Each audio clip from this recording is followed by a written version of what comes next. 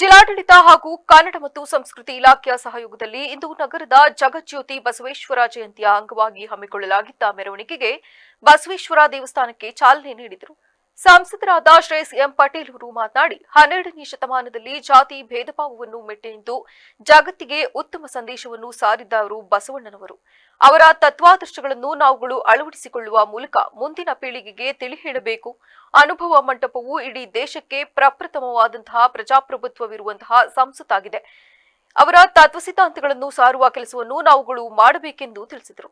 ಬಸವಣ್ಣನವರ ಜಯಂತಿಯ ಶುಭಾಶಯಗಳನ್ನ ಕೋರುತ್ತಾ ಇವತ್ತು ನಮ್ಮ ಜಿಲ್ಲಾಡಳಿತ, ಜಿಲ್ಲಾ ಪಂಚಾಯತ್, ಜಿಲ್ಲಾ ಪೊಲೀಸ್ ಇಲಾಖೆ ವತಿಯಿಂದ ನಾವು ಅದ್ದೂರಿಯಾದಂತಹ ಮತ್ತು ನಮ್ಮ ಜಿಲ್ಲಾ ವೀರಶೈವ ಸಮಾಜದ ಸಂಘದ ವತಿಯಿಂದ ಹಾಗೂ ಎಲ್ಲ ಸಮಾಜದವರು ಸೇರಿ ಇವತ್ತೊಂದು ಅರ್ಥಪೂರ್ಣವಾಗಿ ನಾವು ಬಸವಣ್ಣನವರ ಜಯಂತಿಯನ್ನು ಆಚರಿಸಿದ್ವಿ. ನಮ್ಮ ಬಸವಣ್ಣನವರ ದೇವಸ್ಥಾನದಿಂದ ಇವತ್ತು ಶುರು ಮಾಡಿ ಕಲಾಭವನದವರೆಗೂ ಒಂದು ಅದ್ದೂರಿಯಂಥ ಕಾರ್ಯಕ್ರಮವನ್ನು ಮಾಡಿದ್ದೀವಿ.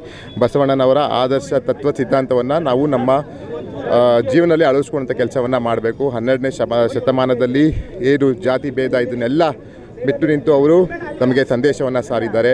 ಅನುಭವ ಮಂಟಪ ಅನ್ನೋದು ಇಡೀ ದೇಶಕ್ಕೆ ಪ್ರಪ್ರಥಮವಾದಂತಹ ಒಂದು ಪ್ರಜಾಪ್ರಭುತ್ವ ಇರುವಂತಹ ಒಂದು ಸಂಸತ್ ಅಂತಲೇ ನಾನು ಹೇಳೋಕ್ಕೆ ಹೆಮ್ಮೆಯಿಂದ ಇಷ್ಟಪಡ್ತೀನಿ. ಇವತ್ತು ಅವರ ತತ್ವ ಸಿದ್ಧಾಂತನ ಸಾಗುವಂಥ ಕೆಲಸವನ್ನು ಮಾಡಬೇಕು. ಈಗಿನ ರಾಜಕೀಯ ಬೆಳವಣಿಗೆಗಳು, ಈಗಿನ ರಾಜಕೀಯ ಸ್ಥಿತಿಗತಿಗಳನ್ನು ನೋಡಿದ್ರೆ ನಾವು ರಾಜಕಾರಣಿಗಳಾದಂಥವ್ರು, ಜನಪ್ರತಿನಿಧಿಗಳಾದಂಥವ್ರು ನಾವು ಬಸವಣ್ಣನವರ ಅನ್ಯಾಯ ಆಗಬೇಕು. ಬಸವಣ್ಣನವರ ಆಗುವಂಥ ದಾರಿಯಲ್ಲಿ ನಾವು ಸಾಗುವಂಥ ಕೆಲಸವನ್ನು ನಾವು ರಾಜಕಾರಣಿಗಳಾಗಿರ್ಬೋದು, ಸಾರ್ವಜನಿಕರಾಗಿರ್ಬೋದು ಮತ್ತು ಹೆಚ್ಚಿನ ಶಾಸಕ ಸ್ವರೂಪ್ ಅವರು ಮಾತನಾಡಿ, ಅವರು ಹೋರಾಟದ ಕಿಚ್ಚಿನ ಮೂಲಕ ಜಾರಿಗೆ ತಂದಿರುವ ತತ್ವ ಸಿದ್ಧಾಂತಗಳನ್ನು ನಾವೆಲ್ಲರೂ ಅಳವಡಿಸಿಕೊಂಡು ಹೋಗಬೇಕು. ನಮಗೆ ಮಾನವೀಯತೆಯನ್ನು ತಿಳಿಸಿಕೊಟ್ಟಿರುವವರು ಬಸವಣ್ಣನವರಾಗಿದ್ದರೆ ನಮ್ಮ ದೇಶವನ್ನು ಆಳಿದ ಬ್ರಿಟಿಷರೇ ಲಂಡನ್ನಿನಲ್ಲಿ ಬಸವಣ್ಣನವರ ಪುತ್ಥಳಿಯನ್ನು ನಿರ್ಮಾಣ ಮಾಡಿದ್ದಾರೆ. ಅದೇ ರೀತಿ ನಾವು ಕೂಡ ಮುಂದಿನ ವರ್ಷದೊಳಗೆ ಸಂಸದರು, ಜಿಲ್ಲಾಧಿಕಾರಿಗಳ ಸಹಕಾರದೊಂದಿಗೆ ಪುತ್ಥಳಿಯನ್ನು ನಿರ್ಮಾಣ ಮಾಡುತ್ತೇವೆಂದು ತಿಳಿಸಿದರು. ಇವತ್ತು ಬಸವೇಶ್ವರ ನಮ್ಮ ಚೌಲ್ಟ್ರಿ ಮೊಮ್ಮಗ ಎಲ್ಲ ವೀರಶೈವ ಲಿಂಗಾಯತರ ಒಂದು ಸಮುದಾಯ ಮತ್ತು ಎಲ್ಲ ಸಾರ್ವಜನಿಕರು ಸೇರಿ ಇವತ್ತು ಭಾಳ ಅದ್ದೂರಿಯಿಂದ ಮೆರವಣಿಗೆ ಮುಖಾಂತರ ಕಲಾಭವನ ಮೆರವಣಿಗೆ ಮುಖಾಂತರ ಆಚರಣೆ ಮಾಡ್ತಾಯಿದ್ದೀವಿ.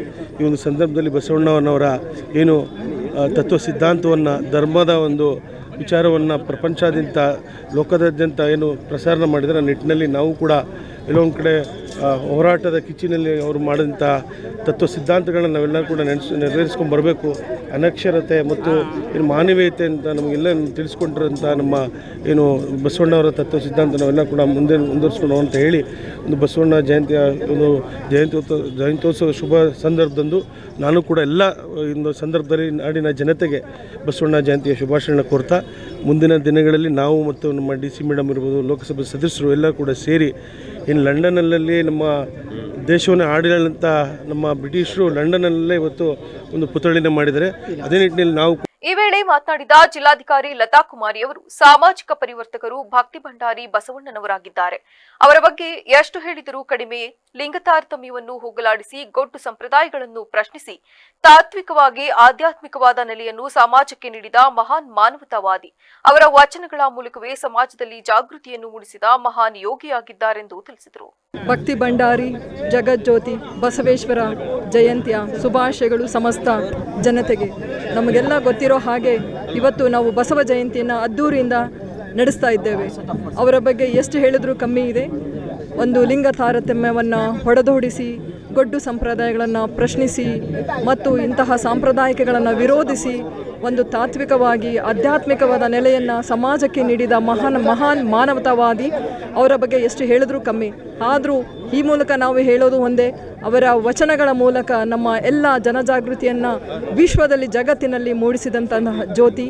ನಾನು ಹೇಳೋದು ಆದರೆ, ಲೋಕದ ಡೊಂಕ ನೀವೇಕೆ ತಿದ್ದುವಿರಿ, ನಿಮ್ಮ ತನವ ಸಂತೈಸಿಕೊಳ್ಳಿ, ನಿಮ್ಮ ಮನವ ಸಂತೈಸಿಕೊಳ್ಳಿ, ನೆರೆಮನೆಯ ದುಃಖಕ್ಕೆ ಅಳುವವರ ಮೆಚ್ಚ ಕೂಡಲ ಸಂಗಮ ದೇವ. ಅವರ ಜೀವನದ ಪ್ರತಿಯೊಂದು ಸಂದೇಶಗಳು ಶರಣ ಸಂಪ್ರದಾಯಕ್ಕೆ ನಾಂದಿ ಹಾಡಿದೆ. ಅದರ ಒಂದು ಪ್ರತಿಫಲವನ್ನು ನಾವೆಲ್ಲರೂ ಇವತ್ತು ಕಾರ್ಯಕ್ರಮದಲ್ಲಿ ಸಮುದಾಯದ ಮುಖಂಡರು ಸೇರಿದಂತೆ ಮತ್ತಿತರರು ಭಾಗವಹಿಸಿದರು.